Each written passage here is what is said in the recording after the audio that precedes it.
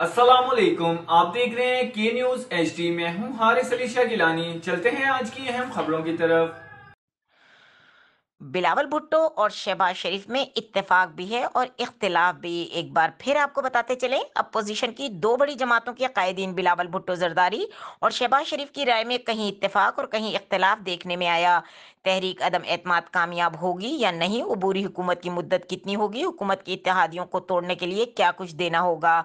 बिलावल और शहबाज की राय में कहीं इत्तेफाक और कहीं इख्तिलाफ नजर आ रहा है। बिलावल भुट्टो ने कहा कि इदारे गैर जानिबदार हैं तो तहरीक अदम एतमाद कामयाब होगी, जबकि शहबाज शरीफ ने कहा कि तहरीक अदम एतमाद की तैयारी हो रही है, लेकिन यह कामयाब भी होगी ये अल्लाह को पता है।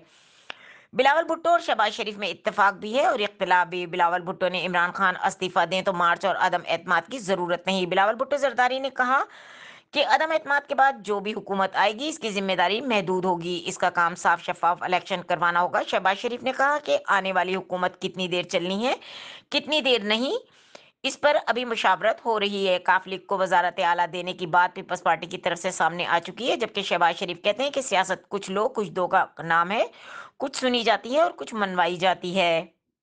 मजीद खबरों और अपडेट्स के लिए हमारे साथ रहिएगा। तब तक के लिए अपना ख्याल रखिएगा। अल्लाह हाफिज।